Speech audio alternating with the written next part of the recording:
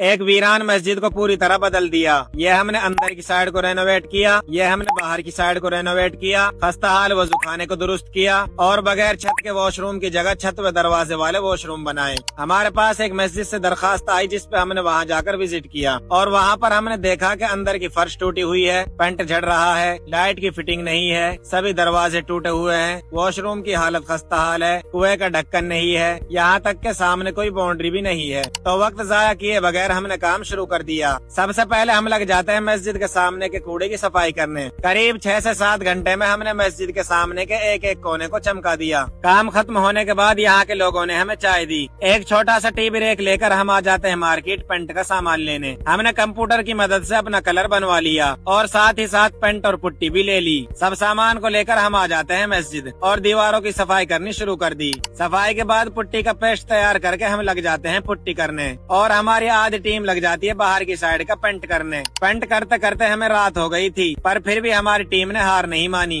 आज है हमारा दूसरा दिन और आज फिर से हमारी टीम अपनी अपनी जगह कलर करने लग जाती है और इस बार सिर्फ 2 ही घंटे में हमने कलर के काम को कंप्लीट कर दिया और कलर होते ही बच्चों को तो मजा ही आ गया। अब बारी है मस्जिद के अंदर बाहर टाइल्स लगाने की। सबसे पहले इसकी पैमाइश करके इसका स्क्वायर फीट निकाला। पूरी मस्जिद का साइज अंदर बाहर से 15 से स्क्वायर फीट निकला है। तो आ जाते हैं मार्केट टाइल्स लेने। काफी देर तलाश करने के बाद हमें हमारी पसंद की टाइल्स मिल ही गई। तो जल्दी से इन्हें गाड़ी में लोड करवा कर चल दिए मस्जिद की तरफ और फिर इनको उतारना शुरू कर दिया। एक और दिन में खुशामदीद। आज का टास्क है सभी दरवाजों को हटाना, क्योंकि अगर हम इन्हें टाइल लगने के बाद हटाएंगे तो ये हमारी टाइल्स को भी नुकसान पहुंचा सकते हैं। तो एक एक करके इनके ऊपर से गिलासेस को उतारा और फिर दरवाजों को हटाना शुरू कर दिया। काफी मेहनत के बाद हमने सभी दरवाजों को हटा दिया और फिर टाइल लगाने का काम शुरू किया। पहले फर्श की चारों तरफ से लेवल निकाली, फिर मसाला और सीमेंट का पानी तैयार करके टाइल्स को लगाना शुरू कर दिया। इधर हमारा टाइल्स का काम चल रहा है तो हम दरवाजों की पैमाइश करके आ जाते हैं मार्केट और यहाँ दरवाजे बनवाने शुरू कर देते हैं।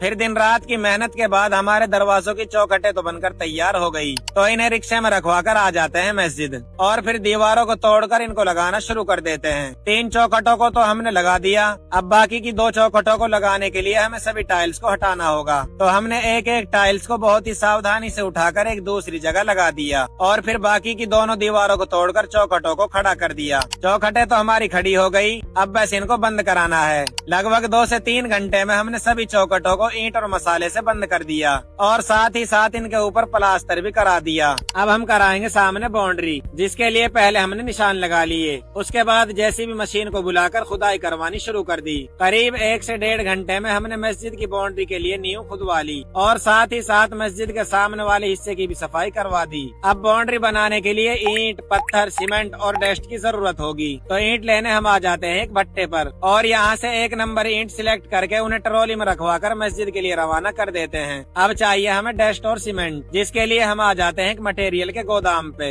और यहाँ से सीमेंट और डस्ट को एक ट्रॉली में लोड करवा कर मस्जिद ले आते हैं। अब आखिर में जरूरत है हमें पानी की। तो हमने एक टैंक पानी मंगाकर अपने सभी ड्रम्स को भर लिया और फिर मसाला बनाना शुरू कर दिया। 10-15 तसले हमने डस्ट के डाल लिए और 1 कट्टा सीमेंट डाल के हमने इसको अच्छे से मिक्स कर लिया और फिर पानी डालकर हमारा मसाला भी तैयार हो गया। तो अब लग जाते हैं चिनाई करने और हम अपनी बाउंड्री में पत्थर का यूज इसलिए कर रहे हैं ताकि हमारी बाउंड्री का जो बेस है वो मजबूत रहे। काफी देर की मेहनत के बाद हमारी बाउंड्री का आधा काम तो कंप्लीट हो गया। अब बाकी के काम को हम कल पूरा करेंगे। बाउंड्री बनाने का आज है हमारा दूसरा दिन और आज हमने सबसे पहले बची हुई बाउंड्री को कंप्लीट किया और फिर हमने देखा कि हमारे सामने की जो जगह है वो काफी ऊंची हो गई है, जिसके लिए हमें पहले सीढ़ियां बनानी होंगी। तो सीढ़ियों के लिए जगह की अच्छे से पैमाइश करके हमने काम शुरू कर दिया और काफी देर मेहनत करने के बाद हमारी सीढ़ियां भी बनकर तैयार हो गई। अब हमारा पत्थर का काम तो कंप्लीट हुआ। अब हम कराएंगे इसके ऊपर ईंटों की बाउंड्री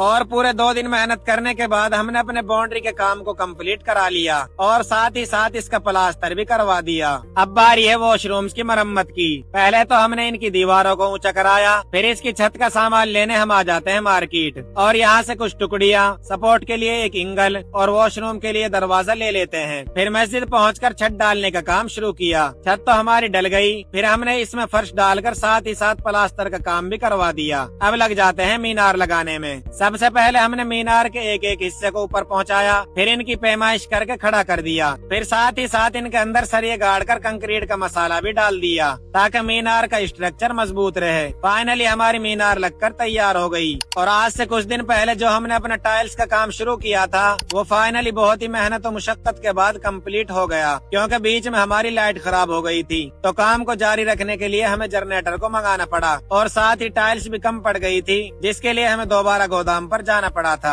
अब बारी आती है दरवाजों को लगाने की, तो दिन रात मेहनत करने के बाद हमने अपने सभी दरवाजों को लगा दिया और जो हमने सामने बाउंड्री बनाई थी उसमें भी एक गेट लगाना है। तो जगह की पैमाइश करके हम आ जाते हैं गेट बनवाने। एक एक चीज की कटिंग करके इनको वेल्ड करवाकर हमने गेट तैयार करा लिया और फिर मस्जिद पहुंचकर इसे लगाने का काम शुरू किया। सबसे पहले हॉल पासिस के लिए दोनों साइड खुदाई की और फिर गेट को खड़ा करके इनको हॉल पासिस को मसाले से सेट कर दिया। फाइनली गेट भी लगकर तैयार हो गया। अब बारी है वो सुखाने की।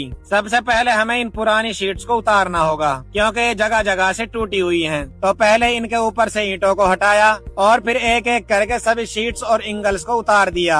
उसके बाद हम आ जाते हैं एक दुकान पर नई शीट्स लेने और यहाँ से नई लोहे की शीट्स और इनको सपोर्ट देने के लिए कुछ हुक्स वगैरह ले लेते हैं और फिर मस्जिद पहुंचकर शीट्स को डालना शुरू किया। कुछ ही मिनटों में हमने अपनी सभी शीट्स को फैला दिया और जो हम हुक्स लाए थे उनको ड्रिल मशीन से छेद करके अच्छे से कस दिया। अब बारी है इसमें टाइल्स लगाने की, तो टाइल्स की कटिंग करके इनको भी बिछा दिया। वजू खाने का काम तो हमारा कंप्लीट हुआ। अब हम बनाएंगे कुएं के लिए ढक्कन। ढक्कन बनाने से पहले हमें कुएं को पूरी तरह से क्लीन करना होगा क्योंकि इसमें बहुत ज्यादा गंदगी हो रखी है। सबसे पहले हमने इसके अंदर से पानी को निकाला ताकि ईंट रोडों को निकालने में आसानी हो और फिर लग जाते हैं इसके अंदर के कूड़े को निकालने। काफी देर मेहनत करने के बाद हमने कुएं की सारी गंदगी को निकालकर बाहर फेंक दिया और फिर मोटर चलाकर हमने इसको पानी से अच्छे से क्लीन कर दिया। अब बारी है इसके लिए ढक्कन बनाने की, तो नीचे पन्नी फैलाकर उसके ऊपर मसाला डालना शुरू कर दिया और साथ ही मसाले के बीच में सरियों को भी फैला दिया। काफी सारा मसाला डालने के बाद हमने इसे एक फाइनल टच दिया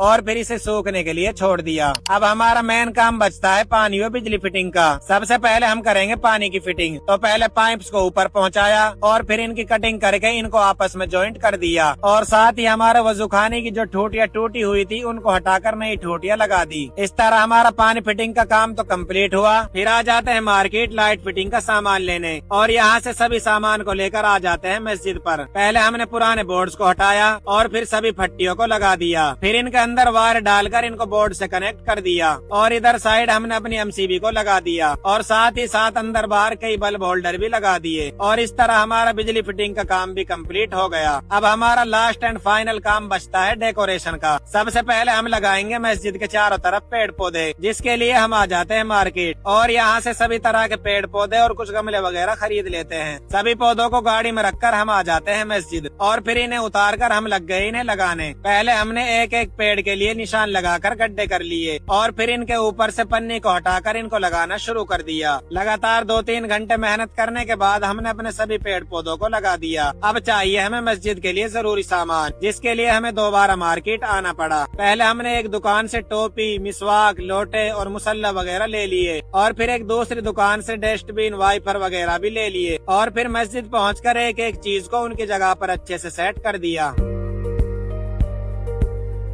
आपने देखा होगा आज से कुछ दिन पहले जब हम यहाँ आए थे तो मस्जिद की हालत बहुत ही खस्ता हाल थी। ना यहाँ पे मुकम्मल वॉशरूम थे, ना यहाँ पे दुरुस्त वजूखाना था, ना यहाँ पे अच्छा सहन था, ना यहाँ पे पानी और बिजली की फिटिंग थी, ना यहाँ पे कोई चार दीवारी थी और ना यहाँ पे बच्चों के पढ़ने की कोई सहूलियत थी। और अब अल्हम्दुलिल्लाह साफ सुथरे वॉशरूम भी हैं, अच्छा वजूखाना भी है, अंदर बाहर खूबसूरत सहन भी है, पानी व बिजली की फिटिंग भी है, गेट व चार दीवारी भी है और अल्हम्दुलिल्लाह बच्चों के पढ़ने की पूरी सहूलियत भी है। और ये सब कुछ हो पाया आप लोगों की सपोर्ट की वजह से। और आपको बता दूं कि हमें सोशल मीडिया से जो फायदा मिलता है यूट्यूब या दीगर प्लेटफॉर्म से, वो हम इसी कामों में लगाते हैं। हमारा सफर उससे आसान हो जाता है। हमारी यही कोशिश है कि बड़ी फैमिली बने, ज्यादा लोग देखें, ज्यादा लोग जुड़ें, ताकि ज्यादा काम हम कर सकें। तो उसके लिए आपने फॉलो भी करना है, यूट्यूब चैनल को भी सब्सक्राइब करना है और साथ में इस वीडियो को शेयर करना है अपने दोस्तों के साथ।